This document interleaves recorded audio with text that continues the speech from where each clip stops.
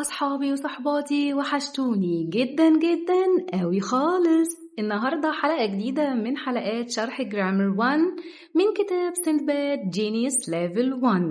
أصحابي يلا بينا جاهزين؟ النهاردة الدور على يونت 3 وزي ما عودنا كتاب سندباد جينيوس إن أول اليونت لازم ألاقي conversation حلوة قوي هستفيد منها وهتساعدني إزاي أتعامل وإزاي أتكلم مع أصحابي في حياتنا اليومية. conversation النهاردة بتقول How do you feel؟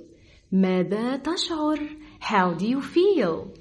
How do you feel؟ يعني أنا لو حابب أسأل أي حد من أصحابي ماذا تشعر هقول له How do you feel؟ فلما feel excited I feel excited I feel sad أنا زعلان I feel sad I feel angry I feel angry I feel shy I feel shy. احنا ممكن نجاوب إجابات كتير. I feel happy I feel angry I feel hungry I feel thirsty. كل الحاجات اللي انت بتحسها تقدر تجاوب بيها. هنقول I feel وتقول اللي انت بتحسه. بعد كلمات سهلة جدا يلا بينا. baby baby baby طفل boy boy بنت ولد girl girl بنت child child طفل friends friends أصدقاء. ولازم تاخد بالك هنا من حاجة مهمة قوي هي إن هنا حرف D comes between جه بين N and S ولما هنشوف الدي بين ال N وبين ال S مش هننطقها. يعني ايه يا مس؟ قال لي يعني هتكون silent letter silent letter حرف ساكن. يعني ايه حرف ساكن؟ قال لي الحروف الساكنة دي حروف بتكون مكتوبة في الكلمة لكنها لا تنطق. man man رجل baby woman boy boy girl girl child child friends friends man man. بعد كده هنيجي يا أصحابي مع بعض هنشوف ال subject pronouns. يعني إيه يا مس subject pronouns؟ دي ضمائر الفاعل. ضمائر الفاعل من اسمها كده احنا هنعرف ان الضمائر دي بتحل محل الفاعل. يعني ايه فاعل؟ الفاعل هو الشخص اللي بيقوم بالفعل. الفاعل هو الشخص اللي بيقوم بالفعل. لو أنا عاوزة أتكلم عن نفسي فهقول I أنا I أنا. لو عايزة أتكلم عن شخص مذكر مفرد واحد فقط هقول he. لو عايزة أتكلم عن مؤنث واحدة فقط مفرد بنوتة أو امرأة هتبقى واحدة فقط مؤنث هقول she. طب يا مس لو عاوزة أتكلم على شيء غير عاقل تقصد حيوان أو أقصد شيء زي القلم؟ قال لي لو حيوان أو شيء مفرد واحد فقط هقول it. يبقى أنا عندي I he she it. برافو علينا. لو بخاطب شخص وبقول له أنت أو أنتي هنستخدم الضمير بتاعنا you. لو مجموعة وفيها الشخص المتكلم هتبقى we وهي بمعنى نحن. لو مجموعة والشخص المتكلم مش موجود معاهم وبيشاور عليهم بيتكلم عليهم فهنقول they. يعني هنا لو أنا عندي he وشي وعايز أجمع الاتنين دول هقول عليهم they. هنا بيقول لي أحمد is a boy. لو عايز أشيل أحمد وده مفرد مذكر فهقول he is a boy. أنا كده شلت الاسم وحطيت مكانه pronoun ضمير. سارة is a girl. لو أنا عايزة أشيل بقى سارة اللي بسيطة، ده كده مفرد مؤنث، يبقى أنا هستخدم مكانها she. She is a girl. A pronoun is a simple word that replaces the noun. قال الضمير هي كلمة بسيطة جدا بتحل محل الفاعل، بتحل محل الاسم. فهو هنا بيقول لي إن subject pronouns بتاعتي عبارة عن I, he, she, it, they, we, you. وانا هنا هقول لكم معلومة صغيرة انه الاي والهي والشي والات دي بنستخدمها مع الاسم المفرد، دي بنستخدمها مع السينجلر noun. اما they والوي واليو فدي احنا بنستخدمها مع البلورال noun الاسم الجمع. يبقى أنا عندي this rule when you replace the noun with a pronoun. استخدم القاعدة دي لو أنت عاوز تغير الاسم بضمير. طب إيه هي؟ قال لي name and I, name plus I، أحمد and I، أنا وأحمد. لو أنا عايزة استخدم ضمير هستخدم إيه؟ قال لي we. طيب name plus name، اسم واسم، أحمد and سارة، قال لي هنستخدم they أهي، أحمد and سارة. قال لي أحمد وسارة هنستخدم مكان الأسماء دي they. name plus s، name plus s، they. you plus name، you. القاعدة دي بتسهل علينا ازاي احل التدريبات الجاية، علشان كده مهم قوي ان احنا نقراها ونعرفها. بعد كده جه قال لي طب تعالى نشوف الاكزامبل ده مع بعض. كريم and I، انا وكريم we. مالك and محمد they. the boys، ده اللي كان مقصود بيه name plus s ده اللي هو الجمع، انا جمعت the boys فهتبقى they. the elephants ده اهو الحيوانات. طب يا مس حيوان واحد فقط كنا بنستخدم it علشان هو اسم مفرد، لكن لو انا هجمع الاسم المفرد في حالة الجمع هستخدم معاه they. يبقى أنا عندي هنا ملحوظة صغيرة، وهي إنه they بتيجي مع جمع العاقل وجمع الغير عاقل. يبقى أنا عندي they هتيجي مع جمع العاقل وجمع الغير عاقل. طيب هنا قال لي لارا and you أنتم. لارا and you أنتم، لأن احنا عرفنا إن you ممكن استخدمها بمعنى أنت أو أنتي، أنتم أو أنتن. يعني you بتيجي singular وكمان بتيجي plural. you ممكن تيجي singular وممكن تيجي plural، جمع مفرد أو جمع. تعالوا بقى هنا مع بعض نتدرب شوية ونحل ونشوف ازاي هقدر استخدم الضمير مكان الاسم. هنا بيقول لي مريم دي مفرد مؤنث فهتبقى she، برافو علينا. the cat ده غير عاقل it. يوسف and ياسين دول plural جمع فهنستخدم they. سمير مفرد مذكر، برافو عليكم، هنستخدم he.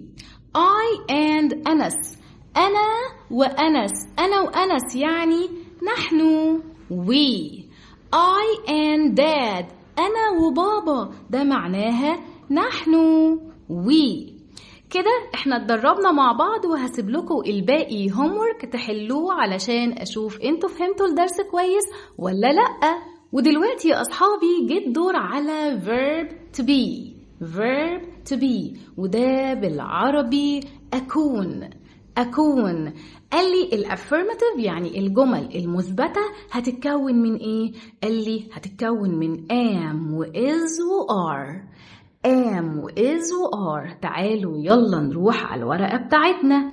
يبقى هو هنا عندي verb to be. verb to be بيتكون من إيه؟ قال لي verb to be يا مس بيتكون من am is are. وهنا الverb معناه أكون.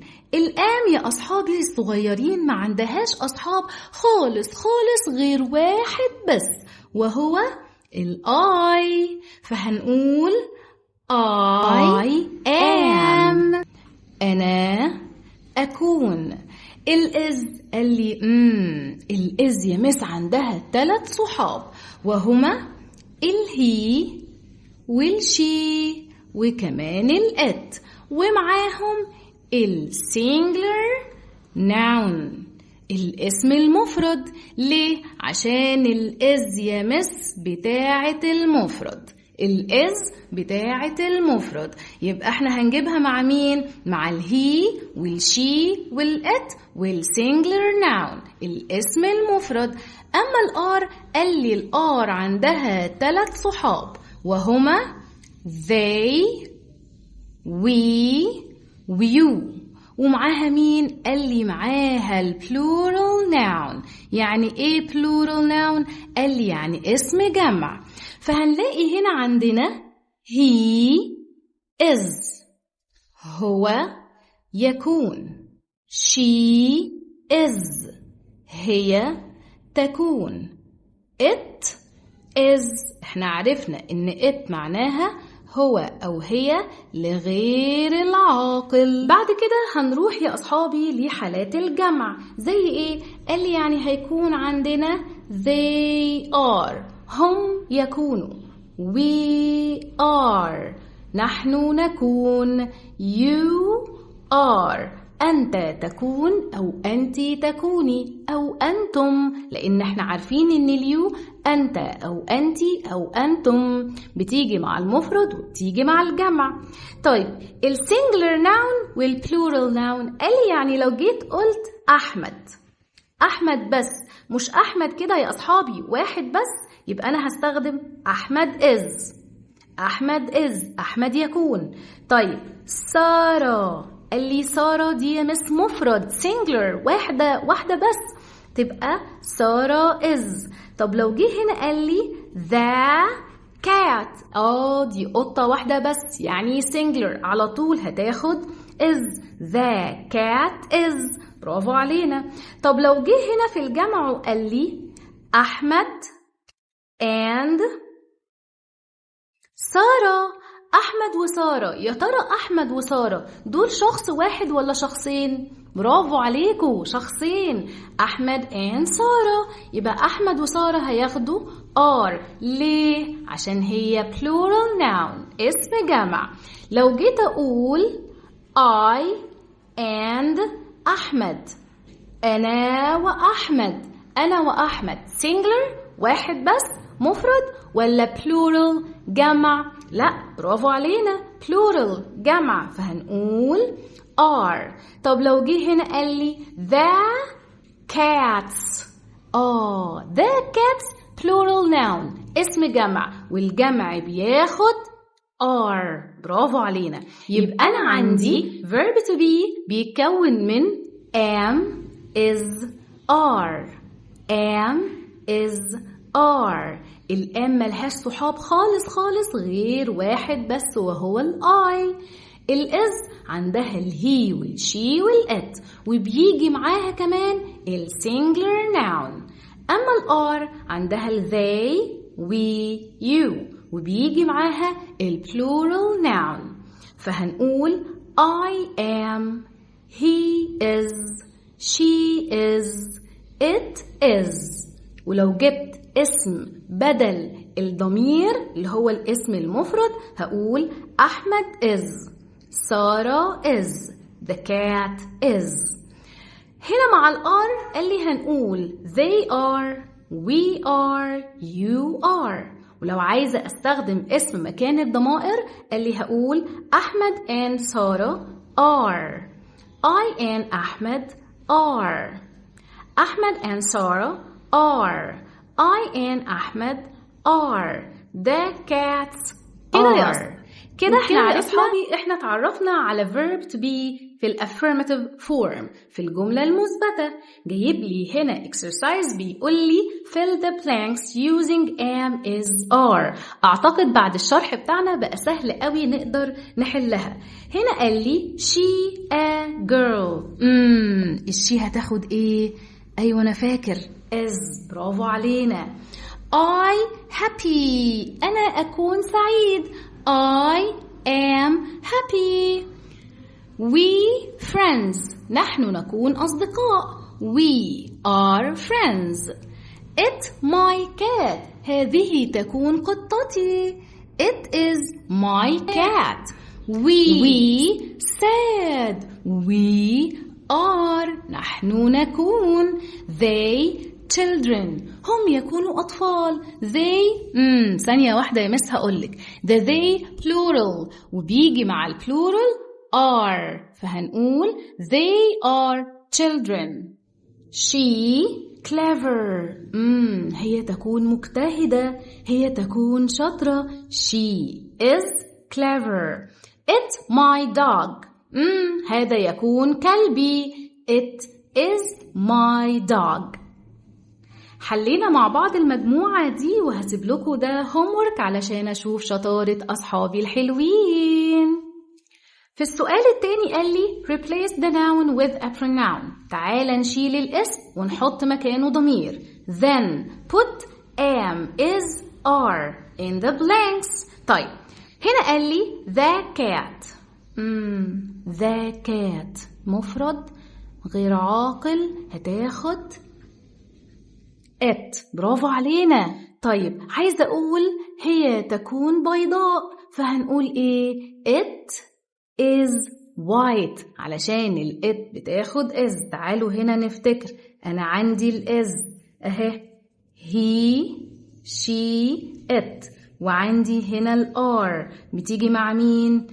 they we you. هنخليها قدامنا علشان واحنا بنحل نبقى مركزين. I علي. أنا وعلي. خلاص يا مس دي بقت سهلة جدا. we والوي بتاخد are. we are friends. The monkey. the monkey هيبقى it والit بتاخد is. it is funny. عمر.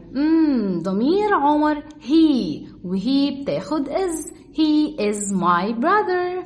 you and your dad. you and your dad هتبقى ايه؟ قال لي لما بيجي you و your dad أنت ووالدك فهنقولها you واليو بتاخد are. you are sad. منا. يا ترى يا هل ترى منا هتاخد ضمير ايه؟ قال لي منا هتبقى she والشي بتاخد is. she is excited. هي تكون excited. برافو علينا. وكالعادة هنسيب باقي السؤال homework لأصحابي الحلوين. ويجي الدور على sentence building. ازاي ابني جملة؟ احنا عرفنا السبجكت والسبجكت بيكون من thing name pronoun أو place. وكمان اتعرفنا على verb زي verb to be. فهو هنا قال لي لما أجي أبني الجملة لازم أول حاجة أبدأ بيها السبجكت. يعني إيه subject؟ قال لي يا مس ده الفاعل. بعد كده الverb اللي هو الفعل. وبعد كده أحط باقي الجملة اللي أنا عاوزه. هاجي هنا ألاقي أحمد is a boy. قال لي أحمد ده am happy. السبجكت بتاعي هنا عبارة عن pronoun ضمير. am ده الverb. الصفة بتاعتي I am happy. أنا جبت هنا adjective صفة I am happy. بعد كده هنا قال لي the table is small. قال لي the table ده السبجكت. طب ده عبارة عن إيه؟ قال لي عبارة عن thing شيء. is ده الverb باقي الجملة. the garden ده السبجكت اللي هو الفاعل. عبارة عن إيه؟ عبارة عن place مكان. is هي الفيرب. يبقى أنا عرفت كده إنه السبجكت الفاعل بتاعي بينقسم إلى thing شيء، place مكان، name اسم، pronoun ضمير. كده احنا عرفنا السبجكت. علشان ابني بقى جملة قال لي number 1 أنا عاوز السبجكت، number 2 أنا عايز الفيرب، number 3 ده باقي الجملة اكتب فيه الحاجة اللي انت عاوزها حسب انت بتكتب عن ايه أو بتتكلم عن ايه. أحمد is a boy. The table is small. I am happy. The garden is beautiful. جه قال لي بقى يلا تعالى اكتب sentence. طيب سهلة جدا، جاب لي صورة ولد وقال لي he is a boy. subject الverb باقي الجملة. نيجي عند الصورة دي ونحلها مع بعض. هقول ايه؟ he ده السبجكت، is ده الverb، باقي الجملة he is a baby. سهلة جدا. طيب عندي الصورة دي قال لي اكتبي كده عنها sentence جملة. هقول له he is a man. he is a man هو يكون رجل. طيب تفتكروا لو فكرنا نعمل هنا sentence هنعملها ازاي؟ ممكن اقول they are friends. they subject are verb friends. كمان اقول they are men هم يكونوا رجال. they are men. نيجي هنا he is a child.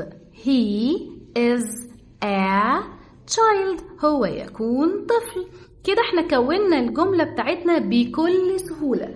هنلاقي هنا لسه باقي عندنا sentences هسيبكوا انتوا تعملوها علشان اشوف اصحابي الصغيرين وصحباتي الحلوين وهم بيتمرنوا وبيكونوا جمل بكل سهولة. وهنيجي دلوقتي نشوف مع بعض opposite words. هنشوف الكلمة وعكسها. الكلمات دي مهمة جدا، حصيلة حلوة جدا عندي هتنمي عن hot عكسها cold. young عكسها old. big عكسها small. يبقى هنا أنا بقول الكلمة وعكسها.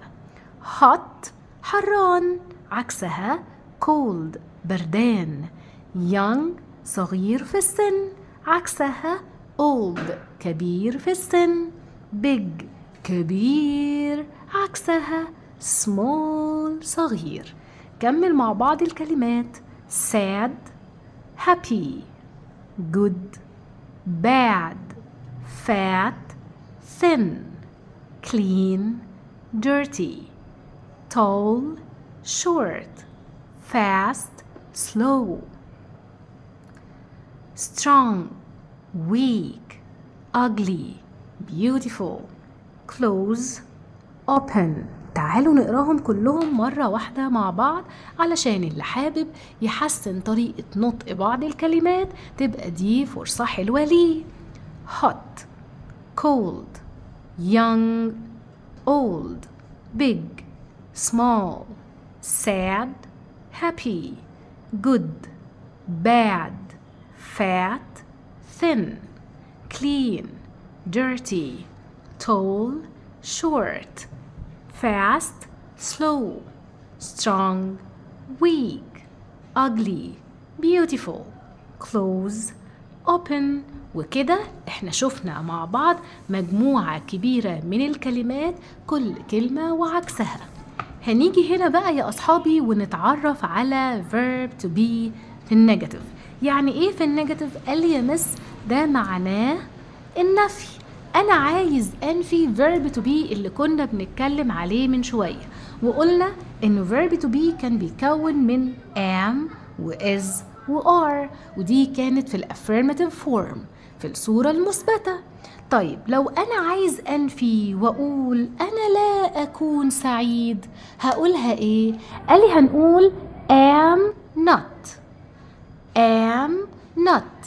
I am a boy. أنا مش ولد I am not a boy. عارفين يا أصحابي أنا جعانة قوي دلوقتي. I am hungry. I am hungry. بس عارفين لا خلاص أنا بقيت حاسة إن أنا مش جعانة. أنا هنفي مش جعانة. I am not hungry. I am not hungry. يبقى أنا علشان أنفي verb to be وأعمل sentence في النفي هستخدم am not, is not, are not. ودي long form. short form بقى is not إزاي هتبقى isn't. are not هتبقى aren't. اختصار am هتبقى apostrophe m. فهنقول I am not. هي ملهاش اختصار غير الشكل ده فقط. لكن is not قلنا اختصارها هيبقى isn't. are not اختصارها هيبقى aren't. ودي بكل سهولة. نيجي هنا نشوف بقى مع بعض. بيقول لي affirmative to negative. أنا عندي sentence بتاعتي هعملها affirmative وحولها إلى negative. تعالوا نشوف مع بعض إزاي.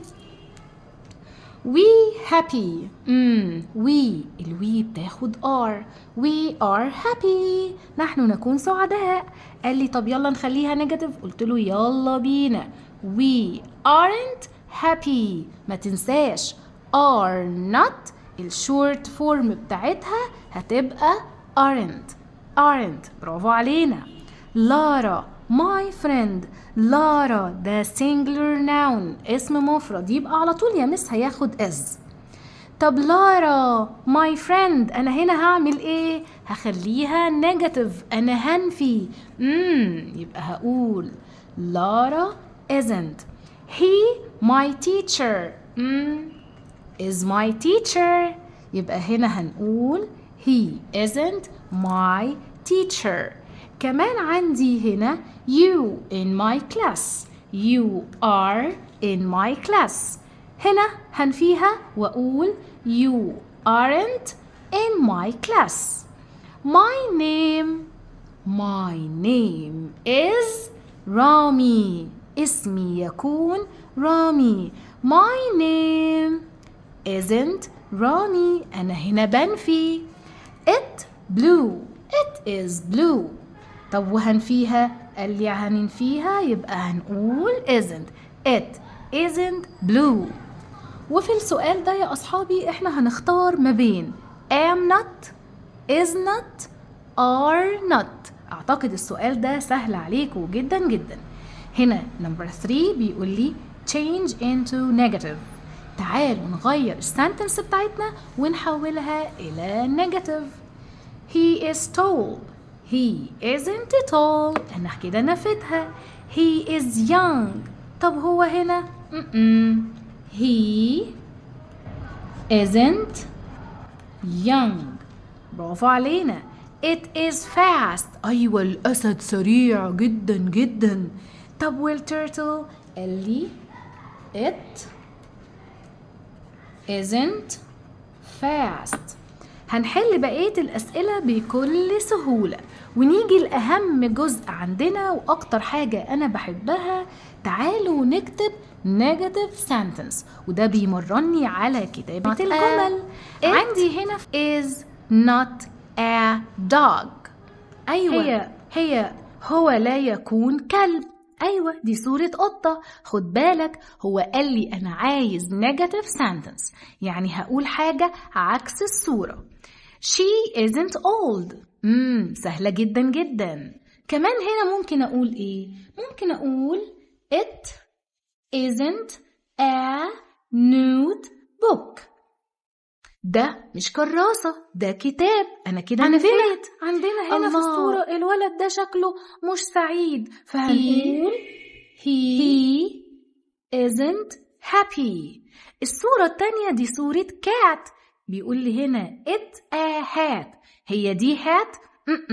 يبقى هقول ايه؟ it isn't a hat. برافو علينا. number 3 قال لي دي ruler. طيب هو كاتب لي هنا it a pen، ينفع اقول it is a pen؟ قال لي لا، امال هنقول ايه؟ قال لي هنقول isn't. it isn't a pen. برافو علينا. to be ازاي اعمل سؤال؟ قال لي السؤال قاعدته سهلة جدا جدا. هنجيب الام والاز والار في الاول وهتبقى بمعنى هل. يبقى احنا هنعمل ايه؟ قال لي هنجيب الام والاز والار في الاول وهتبقى بمعنى هل. ولو السؤال عندي هنا ام واز وار في الاول يبقى انا لازم اجاوب يا اما بيس يا اما بنو. فهنا بقول على الورقة بتاعتنا ازاي اعمل question بverb to be. قال لي هعمل question بverb to be، هجيب هنا am وis وار، ودول لما هيجوا في الأول هيبقى بمعنى هل. ولو عندي سؤال يا إما بيس يا إما بنو. طيب am وis وار هجيب بعدهم على طول السبجكت وهكمل باقي الجملة وأحط question mark. تعالوا نشوف الverb to be بيبقى عامل إزاي. قال لي هنا هقول Are you sad? question mark. هجاوب بإيه؟ قال لي يا إما أجاوب بيس يا إما ممكن أجاوب نو. في حالة السؤال ده إحنا بنعمل cross أو بنقول عليه مقص. اليو هتتحول إلى I والR هتتحول إلى am، فالإجابة بتاعتي هتبقى yes I am. طب لو قلت no إيه ده؟ تعالوا كده يا أصحابي نفتكر مع بعض. no يعني negative، يعني أنا بنفي. قال لي أيوة، يبقى على طول هقول no I am not. Are you happy؟ هل أنت سعيد؟ Are you happy؟ هنجاوب ونقول yes I am أو no I am not. يبقى أنا عندي are you في السؤال هنحولها إلى I am. are you في السؤال هحولها إلى I am. نيجي نشوف هنا لو جه سألني وقال لي is he hungry؟ هل هو جعان؟ قال لي ممكن أقول yes وممكن أقول no. لو قلت yes قال لي هعمل المقص بتاعي، هنا هتيجي الهي وهنا هتنزل الإز، يبقى yes he is. ولو قلت no تبقى no he isn't. نشوف سؤال تاني. is she happy؟ هل هي تكون سعيدة؟ قال لي برضو ممكن أجاوب yes أو ممكن أجاوب بنو. يلا بينا هنعمل إيه؟ هنعمل الكروس بتاعنا. she is yes she is، أو هقول no she isn't no she isn't. بس وأنا بجاوب يا أصحابي عايزاكم تفتكروا حاجة مهمة قوي.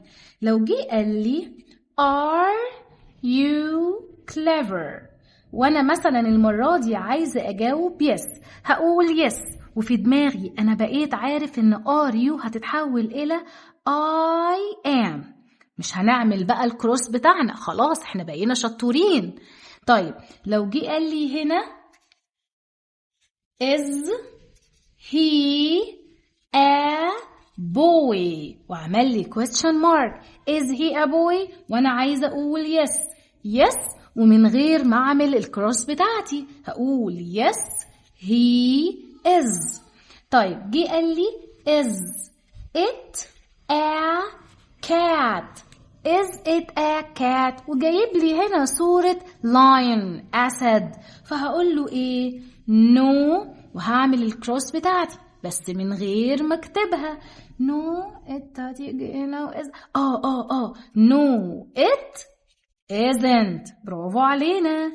is it a book؟ هل هذا يكون كتاب؟ هو ده كتاب؟ قال لي no it isn't. برافو علينا. كده احنا شفنا أسئلة كتير وأشكال مختلفة من الأسئلة، وعرفنا ازاي نجاوب السؤال في verb to be، وعرفنا ازاي. هنشوف هنا بقى اهو am I في السؤال. am I، is he، is she، is it، are you، are we، are they. عندنا تست في نهاية اليونت هيسألنا على الكونفرزيشن، وكمان هيسألنا على verb to be والضمائر اللي احنا أخدناها مع بعض. أتمنى يا رب تكونوا استفدتوا واستنوني في حلقات جدا جدا قوي خالص. وبس كده خلاص.